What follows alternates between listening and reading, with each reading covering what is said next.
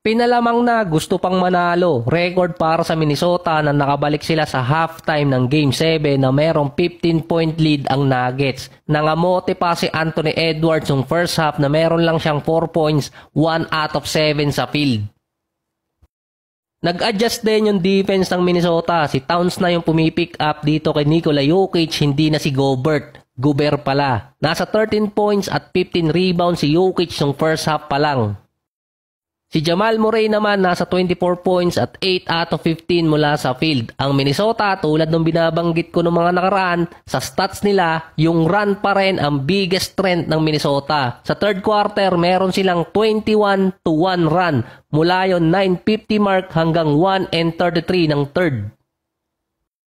Mali pala ako ng bilang, 19-1 run ang Minnesota kanina. So malaki pa rin yung kontra Nuggets. Nasa 1 out of 10 sa field ang Nuggets nun. 1 free throw ni Jokic ang nag-iisang puntos ng Nuggets sa kasagsagan ng run ng Minnesota. Sa third quarter din, 28-14 ang Minnesota kontra Nuggets. Ang napansin pa doon ng mga announcer, takot tumira yung ibang ka-teammate ni Jokic. Siya agad yung hahanapin. Wala din mapiganong kay MPJ sa series versus Minnesota. Hindi pa rin nananalo si Jokic sa isang 50-win team sa playoffs sa kanyang karir.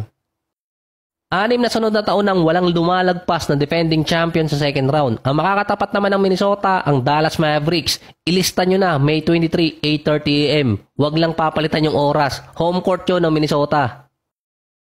Ikalawang beses na papasok sa franchise nila ang Minnesota sa West Finals. Actually, parehas redemption series yun. Kasi nga si Luka natalo noong 2022 sa West Finals din versus Golden State. At kung mananalo siya ngayon, papasok ng finals, redemption para sa kanya yun.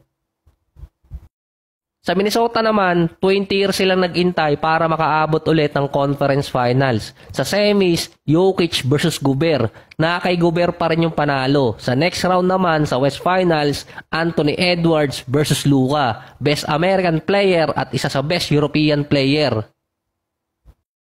Tinalo na ni Anthony Edwards ang best player ngayon at MVP na si Jokic at ang Nuggets. Aangat siya ngayon bilang best player. Kailangan naman niyang talunin si Luka. Kapag nagawa niya yon, siya na ang next phase ng NBA. Aalisin na yung best American player sa kanya.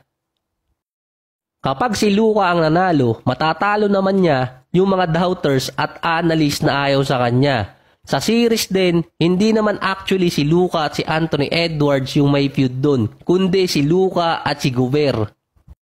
Matagal na yung feud ng dalawa, nasa Utah Jazz pa si Gobert nun. By stats, ang Minnesota ang number 4 sa defense sa playoffs. Ang Dallas ang number 6. Hindi nagkakalayo yun. 110-107 Minnesota.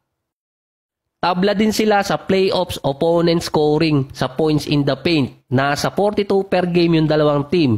Sa fast break naman, kung saan magsisimula ang run ng Minnesota, nabibigyan nila ng 9 points yung kalaban. Sa fast break to. Ang Dallas naman nasa 11 points, so hindi rin nagkakalayo.